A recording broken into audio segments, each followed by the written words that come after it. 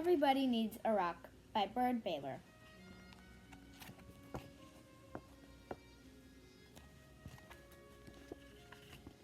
Everybody needs a rock. I'm sorry for kids who don't have a rock for a friend. I'm sorry for kids who only have tricycles, bicycles, horses, elephants, goldfish, three-room playhouses, fire engines, wind-up dragons, and things like that. If they don't have a rock for a friend.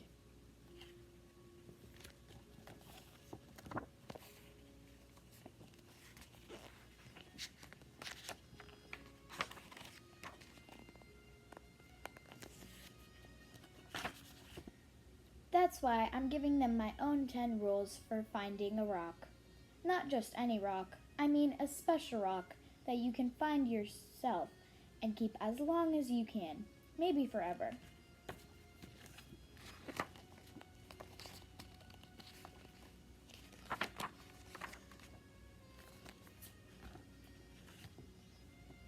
If somebody says, "What's so special about a rock?"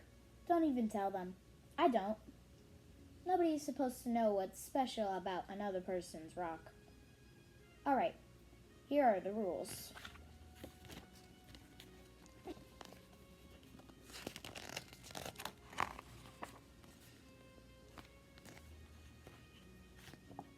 Rule number 1. If you can go to a mountain made out of nothing but 100 million small, shiny, beautiful, roundish rocks. But if you can't, any place will do. Even an alley, even a sandy road.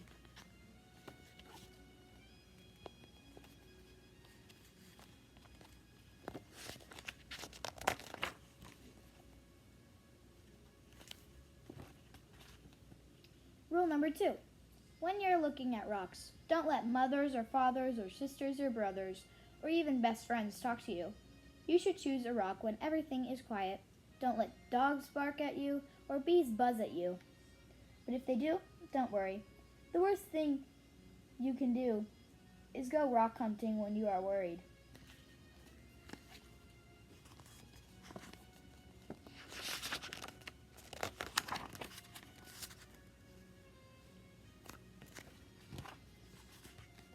Rule number 3.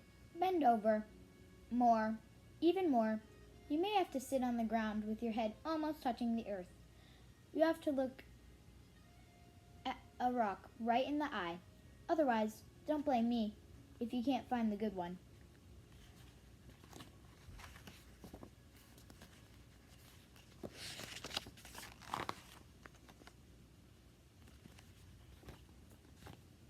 Rule number 4. Don't get a rock that is too big. You'll always be sorry if it won't fit in your hand, right? And if it won't fit in your pocket. A rock as big as an apple is too big. A rock as big as a horse is much too big.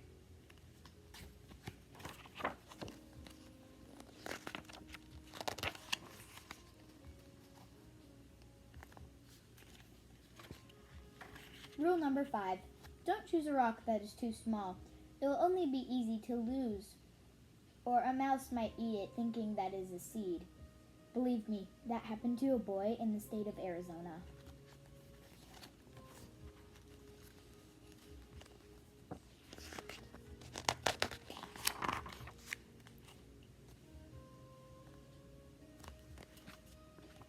Rule number 6. The size must be perfect. It has to feel easy in your hand when you close your fingers over it. It has to feel jumpy in your pocket when you run. Some people touch a rock 1,000 times a day.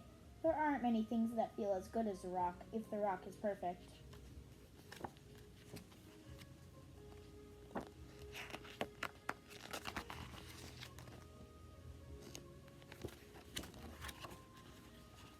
Rule number 7.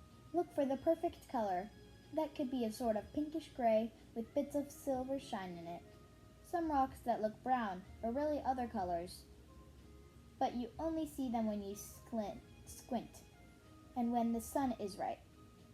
Another way to see colors is to dip your rock in a clear mountain stream if one is passing by.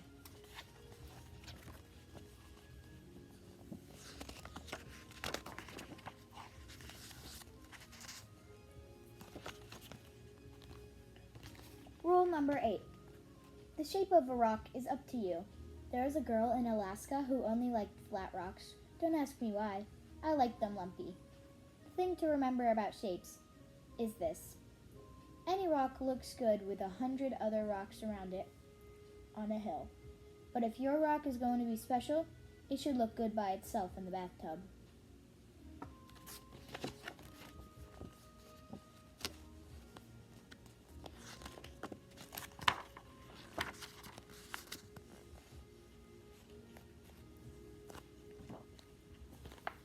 Rule number 9. Always sniff a rock. Rocks have their own smells. Some kids can tell by sniffing whether a rock came from the middle of the earth or from an ocean, or from a mountain where the wind and sun touched it every day for 1,000,000 years. You'll find out that grown-ups can't tell these things. Too bad for them. They just can't smell as well as kids can.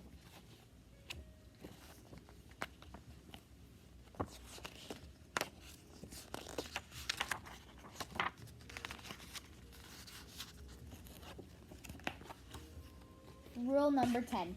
Don't ask anybody to help you choose. I've seen a lizard pick one rock out of a desert full of rocks and go sit there alone. I've seen a snail pass up 20 rocks and spend all day to get to the one he wanted. You have to make up your own mind. You'll know.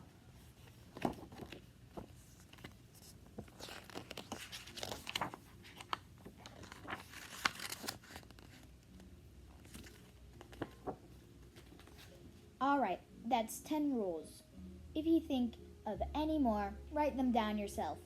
I'm going to play a game that takes just me and one rock to play. I happen to have a rock here in my hand.